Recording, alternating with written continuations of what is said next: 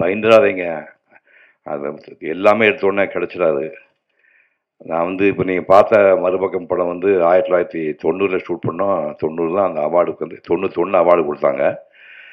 அந்த மேக்கப்பு சமாச்சாரம் பார்த்தீங்கன்னா, அந்த பல்லெல்லாம் வந்து இன்னைக்கு சாதாரண இப்போ ராதிகா பண்ணியிருக்கு இந்த படத்தில், தாய் கிழவியில் பண்ணியிருக்கு. இது 35 வருஷத்துக்கு அப்புறம் பண்ணியிருக்காங்க. இதனால் அந்த 35 வருஷத்துக்கு முன்னாடியே இப்போ மேக்கப் போட்டு இந்த பல்லெல்லாம் எடுத்து ஒட்டுறலாம். பல்லை எடுத்து ஒட்டி இங்கெல்லாம் ஸ்கின்லாம் டோட்டலாக மாற்றி படம் பண்ணேன்.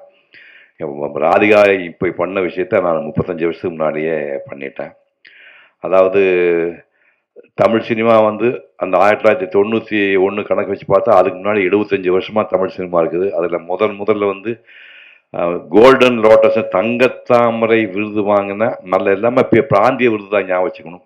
மொழிக்காக வாங்கினதா தங்கத்தாமரை விருதுங்கிறது உச்சம். அது வாங்கின தமிழ் சினிமா வரலாற்றிலே இன்னைக்கு வரைக்கும் முதல் படம் வந்து மறுபக்கம் தான். 7:30 மணிக்கு 7:15 சொல்றாங்க சிறந்த படம் மறுபக்கம் சிறந்த நடிகர் சிவகுமார்னு. 7:20 சொல்றாங்க சிறந்த படம் மறுபக்கம் சிறந்த நடிகர் சிவகுமார்னு. 7:25 சொல்றாங்க சிறந்த படம் மறுபக்கம் சிறந்த நடிகர் சிவகுமார்னு. 7:30 சொல்றாங்க சிறந்த நடிகர் மறுபக்கம் சிறந்த நடிகர் அமிதாப் பச்சன். இவ்வளோ மேட்டர். அப்போதான் முடிவு பண்ண சாகும் வரைக்கும் இனிமேல் இந்த விருதுக்கு ஆசைப்படக்கூடாது அப்படின்னு விருது வாங்கிட்டு தான் அதுக்கப்புறம் 2005 ஏன்டா நடிக்க நிறுத்தின்னு கேட்டாங்க. நடிச்சு போர் அடிச்சு போச்சு, இனிமேல் கொடுத்து என்ன கொடுக்க போறீங்க, இந்த பக்கம் வெள்ளை முடி இங்கே போய் கிரே வச்சு அதை வச்சு தாத்தா விஷம் கொடுக்க போறீங்க, அதெல்லாம் வேண்டான்னு சொல்லிட்டு தான் நான் வந்து பேச்சாளனாக மாறினேன். பேச்சாளனாக மாறி 67 வயசுல 10,000 பாட்டு உள்ள கம்பராமாயணம் 10,000 பாட்டு 1000 சுருக்கி 1100 ஆக்கி 100 பாட்டை நீங்கள் சொல்லணும், வாயில் சொல்லிட்டு இருக்கணும். 100 பாட்டு மனப்பாடமாக சொல்லணும். பாட்டு முடியும் போது கம்பராமாயண கதை மொத்தத்தையும் சொல்லிடணும். புரிஞ்சுங்களா? நெட்டில் போய் கம்பனின் காதலன் சிவகுமார்னு நெட்டில் ஓப்பன் பண்ணுங்க, 10 சாப்டர் வருது. புரியுது உங்களுக்கு? ஒரு பாட்டு சொல்கிறேன். 67 வயசில் இந்த பையன் உட்காந்துருக்கான், நந்தா வயசு. அவன் வந்து புஸ்தகம் கூட 8ஆம் தேதி வெளியிட போகிறாங்க. மாணிக்கம் அந்த படம் பார்த்தா ப்ரிவியூ நான் பாராட்டி பேசினேன். சமுத்திரகனி பாராட்டினேன், தம்பியும் பாராட்டி பேசினேன். அது ஒரு மிகச்சிறந்த படம். உலகளவுலேயே நிறைய அவார்டுகளை வாங்கின படம். அதை வந்து இப்போ சிந்து பைரவி பார்த்திவேனுக்கு பூக்கிற மாதிரி அது புத்தகமாக போடுறாரு. அந்த திரைக்கதை வாசனை மொத்தத்தையும் புத்தகமாக போட்டு 8ஆம் தேதி ரிலீஸ் பண்ணுறாரு. இவர் மகாபெரிய கலைஞர். அதாவது எல்லா படம் எடுக்கலாம், அந்த வாழ்க்கை சம்மந்தப்பட்டு நம்ம வாழ்க்கையை அடிப்படையை ஒட்டி அதை ஒட்டி படம் எடுக்கிறது வந்து பெரிய விஷயம். அது ஒரு மகத்தான படம். அந்த படம் எடுத்த மனுஷன் இங்கே வந்திருக்கான். இப்படி ஆரம்பித்து கம்பராமாயணம் வந்து 10,000 பாட்டு. 67 வயசு ஞாபகம் வச்சுக்கோங்க. இவங்க யார் 67 வயசு இருக்கீங்க? ஒருத்தங்க கிடையாது, எல்லாம் பொடி பசங்க தான் இருக்கீங்க. நீங்கள் கீழே 67 வயசாக இருக்கு. அதான் ஐயா உங்கள் வருஷம் உங்களுக்கு என்ன வயசு ஆகுது? 71. உட்காருங்க. உங்களுக்கு இன்னும் 2 வருஷம் 84. இப்போ நீங்கள் வந்து நாளைக்கு திருக்குறளை வந்து 3 வருஷம் ஆராய்ச்சி பண்ணி 4 மணி நேரம் 10,000 பேர் முன்னாடி நான் ஸ்டாப்பாக பேசியிருக்கிறேன். நீங்கள் உங்களுக்கு சான்ஸுக்கு ட்ரை பண்ணீங்களா? திருக்குறளை 4 மணி நேரம் 10,000 பேர் முன்னாடி பேப்பர் மனசுலாம் நீ பேசணும். ட்ரை பண்ணீங்களா? வயசு நான் 50 ஆயிடுச்சு, ஓகே தான். நான் 81 வயசில் 10,000 பேர் முன்னாடி பேசினேன். இப்போ எல்லாமே படித்த பசங்க தான். 2 பாட்டு சொல்கிறா, திருப்பி சொல்லி பாருங்க. யாரோ ஒருத்தர் சொல்லுங்கள். உண்மையிலே பாக்கெட்டில் காசு வச்சுருக்கேன், கொடுக்குறேன். வெய்யோனுடைய நன்மையன் விரிசோதியின் மறைய பொய்யோ எனும் இடையாளோடும் இளையானோடும் போனான் மையோ மரகதமோ மறிகடலோ மலைமுகிலோ ஐயோ இவன் வடிவென்பதோர் அழியா அழகுடையான். திருப்பி சொல்லுங்க யாராவது. திரும்ப 1000 ரூபா கொடுக்குறேன். அதை விட எளிமையான பாட்டு சொல்ல. வல்லறக்கரின் மால்வரை போய் விழுந்து அல்லறக்கின் உருக்கடல் காட்டு அதற்கு கல்லறக்கும் கடுமையில்லை என் சில்லறை கொண்ட சேவடி போதென்றான். இது என்ன அர்த்தம் சொன்னாலும் 1000 ரூபா கொடுக்குறேன். நந்தா பெரியசாமி சொல்றா தம்பி, வம்பு இருக்குங்க இல்லையா? சரி, இதெல்லாம் வந்து நான் பண்ணேன். அந்த மறுபக்கம் வந்து நான் கடைசி வினாடியில் அது போயிடுச்சு. அந்த அவார்டு வந்து போயிடுச்சு, நம்ம அதுக்குள்ளே போக வேண்டாம். அப்போ தான் இந்த அவார்டு வெற்றி பாராட்ட மறந்து தொழில் பண்ண ஆரம்பிச்சு தான் நான் இப்போ 81 வயதில் 2002 10,000 பேர் முன்னாடி திருக்குறளை ஒரே நிகழ்ச்சினேன். இப்போ அதை இப்போ நம்ம போட்டுட்டு இருக்க முடியாது. இப்போ நான் என்னோட ஒரே ஒரு விருப்பம் என்னென்னா, நீங்கள் யாருமே வருத்தப்படாதீங்க. நமக்கு என்ன இப்போ டாக்குமெண்ட்ரிங்கிறாங்க, டாக்குமெண்ட்ரி ஃபீச்சர் ஃபிலிம் கஷ்டம். நீங்கள் 5 லட்சம் ரூபா இப்போ சின்ன தொகை நினச்சிக்காதீங்க. சிவகுமாரோட முதல் படத்துக்கு என்ன காசு அப்படின்னு தெரியுமா? 3 லட்சம் ரூபா. அது அந்த ஃபிலிம் வந்து அப்போ அந்த கோடாக் ஃபிலிம் வந்து பிளாக் அண்ட் ஒயிட் வந்து 250 ரூபா. ஒரு ஃபிலிம் ரோல் வந்து 250 ரூபா. 1965 ஒரு ஃபிலிம் ரோல். ஒரு படம் எடுக்கிறதுக்கு மொத்த செலவு 3 லட்சம் ரூபா தான் ஆகும். கலர் படம்லாம் வந்ததுக்கப்புறம் வந்து சிவகுமார் 100வது படத்துக்கு என்ன காசு தெரியுமா?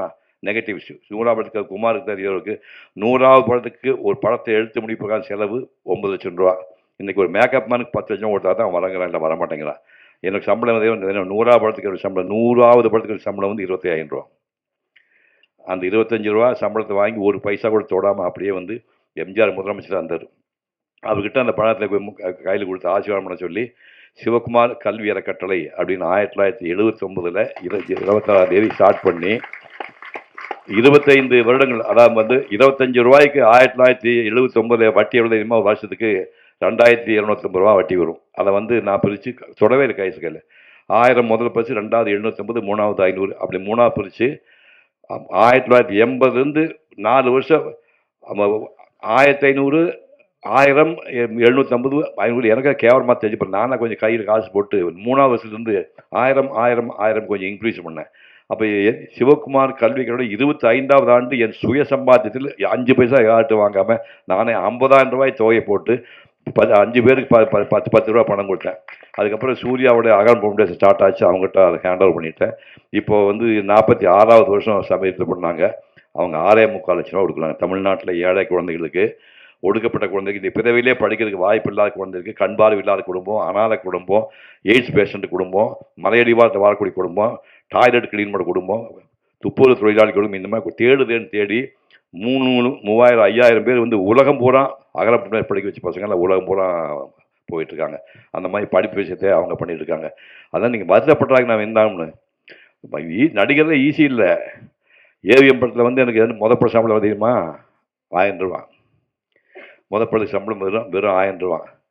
முதல் நாள் ஷூட்டிங் அதுக்கு கரெக்டாக சொன்னால் ஈஸியாக அவனுக்கு வந்துட்டேன். ஷூட்டிங் போகிற எஸ்பி முத்துராமன் உயிரோடு இருக்கார். இப்போ அவர்கிட்ட 90 வயசு ஆகுது. எஸ்பி முத்துராமன் எனக்கு அசோசியேட் ஆகிட்டு அந்த படத்துக்கு ஒரு டயலாக் காலில் கொடுத்தாங்க. ராதா, ஓ முகத்தை நீ கண்ணாடியில் பார்த்து இல்லையா? நீ அழகானமானு உங்கள் அண்ணன் அம்மாவும் உங்கள்கிட்ட ஒரு தடவை சொன்னது இல்லையா? இதுதான் டயலாக். ஒரு பக்கம் பார்த்தேன் 3 வரி தான் இருக்குது. பேக் சைடு உடனே காணா. தம்பி ரெடி ஆகணுண்ணா. சார் ரெடி ஆகிட்டுன்னு அவசரப்படாத, நல்லா படித்து வச்சுக்கோ அப்படின்னு சொல்லிட்டு காலையில் டிஃபனு, மத்தியானம் சாப்பாடு, சாயங்காலம் டிஃபனை கொடுத்து வீட்டுக்கு அனுப்ப 3 நாள் ரிஹர்சல் இருக்குது. எது? ராதா, ஓ முகத்தை நீ கண்ணாடியில் பார்த்து இல்லையா? நீ அழகானவானு உங்கள் அண்ணன் அம்மாவும் உங்கள்கிட்ட ஒரு தடவை சொல்கிறது. இதுதான் டயலாக். இதுக்கு 3 நாள் ரிஹர்சல் நினச்சி பாரு. என்ன கதி அவன் நினச்சி பாருங்க. எல்லாம் பண்ணி சினிமாவே தெரியாதுங்க. ஊராக போய் பொம்மை ஓட்டுறத பையன் உடனே இப்போ நிறுத்திட்டு லைட்ஸ் அப்படின்னானுங்க. கம்ப்ளீட் ஸ்பெட் லைட்டு போல் என் மூஞ்சிக்கு வந்துருச்சு. அங்கே டைரக்டர் தெரியல, கேமராமேன் தெரியல, எல்லாம் இட்டு கொடுக்குறாங்க. யாரோ ஒரு பையன் வந்து ஒரு கிளாப் வச்சு 42/1 டேக் 1 டோப்புன்னு தட்டிட்டு போனான். ஆக்ஷன் நாங்கள் டயலாக் மறந்து போச்சு. மறந்து போச்சுமா, இருட்டாக இருக்குது. டைரக்டர் பயங்கரமாக அவரு பாட்டுக்கு மாதிரி 6 அடி 2 அவர் 6 அடி 3 தில்லோஸ் வந்தது. அவர் ஆக்ஷன் அப்படின்னா டோட்டல் டயலாக் மறந்து போச்சு. ராதா, ஓ முகத்தை நீ கண்ணாடியில் பார்த்துக்கன்னு சொல்லணுமா? ராதா, நீ ஓ முகத்தை கண்ணாடி பார்த்துன்னு சொன்னால் குழப்பம். டேக் 2 நாங்கள் முடிஞ்சு 3 தடவை எடுத்தாங்க. 3 தடவை கன்ஃபியூஸாக வரவே மாட்டேங்க. அழுதுட்டு இருக்கு நான். அப்புறம் சார் நான் இந்த டயலாக் மட்டும் வர மாட்டேன் சார். 3 நாள் ரிஹர்சல் பண்ணி கொண்டுட்டாங்க சார். நான் என் ட்ராமா டயலாக் சொல்கிறேன் சார். ராதா, நீயா இப்படி செய்தாய், காலமெல்லாம் உனக்காக காத்திருப்பேன் என்று சொல்ல கனவாக்கி விட்டாயே பண்ணி, சிரித்து சிரித்து என் சிந்தையை மகிழ்த்த செம்மலே, ஊர் சிரித்து உரையாட ஏன் ஒப்புக்கொண்டாய், நீ அழகி தான். நான் என் ட்ராமாவில் போய் டயலாக் பேசி அந்த ஓகே பண்ணேன். அப்படியெல்லாம் துன்பப்பட்டு தான் நாங்கள் வந்துருக்கோம். சிவகுமார் டக்குன்னு வேந்து உட்காந்து நினச்சிக்காதீங்க. 1000 ட்ராமா இந்தியா பூராமே 1000 ட்ராமா, மேட்சஸ் போய் கல்கட்டா தவிர போய் 1000 ட்ராமா போட்டு நடிப்பை வளர்த்துட்டேன். சும்மா நடிப்புலாம் வந்து ஸ்ரீமந்த காலையெல்லாம் நடிப்பு வந்துடாது. புரியுது நம்மளுக்கு? உலகப் போட்டி இனிமேல் எம்ஜிஆர் மாதிரி ஒரு நடிகன் இந்த மண்ணில் பிறக்க முடியாது. ஒரு நடிகன் 4ஆம் கிளாஸ் படித்த நடிகன் 4 ஆண்டு போனார். இன்னொரு எம்ஜிஆர் பிறக்க முடியாது. உலகத்திலேயே சிவாஜி மாதிரி வேஷம் போட்டாலும் இனிமேல் பார்க்குற உலகத்திலேயே பெரிய நடிகன். அவங்க எல்லாம் நமக்கு முன்னாடி வாழ்ந்துட்டு பெரிய சாதனை பண்ணிட்டு, எம்ஜிஆர் 71 வயசுலேயும் சிவாஜி அவர்கள் 72 வயசுலேயும் போயிட்டாங்க. இந்த பொடி பையன் 84 முடிஞ்சு 85 வாழ்ந்துட்டு இருக்கிறேன். புரியுது உங்களுக்கு?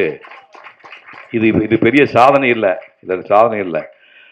கடைசி மூச்சு வரைக்கும் நீ வாழ்க்கையில் ஏதாவது பண்ணணும், ஏதோ பண்ணணும் முடிவு ஆர்வத்தில் இருக்கிறதுனால வந்து எடுத்த உடனே உங்களுக்கு எல்லாம் வெற்றி வேணும்னு எதிர்பார்க்காதீங்க. இன்னைக்கு வந்து விருது வாங்குகின்ற ஒரு ஃபீச்சர் ஃபிலிமுக்கோ, ஒரு ஃபீச்சர் ஃபிலிமுக்கோ, டாக்குமெண்ட்ரிக்கோ, ஷார்ட் ஃபிலிமுக்கோ அவார்டு வாங்குற எல்லாருக்கும் வாழ்த்து சொல்கிறேன். ஃபியூச்சரில் எடுக்க போகிறவங்களுக்கு வாழ்த்து சொல்கிறேன். இந்த நிகழ்ச்சியில் உங்களை எல்லாம் சந்திக்கிற வாய்ப்பு கொடுத்ததுக்கு நன்றி தெரிவித்து விடைபெறுகிறேன். வணக்கம்.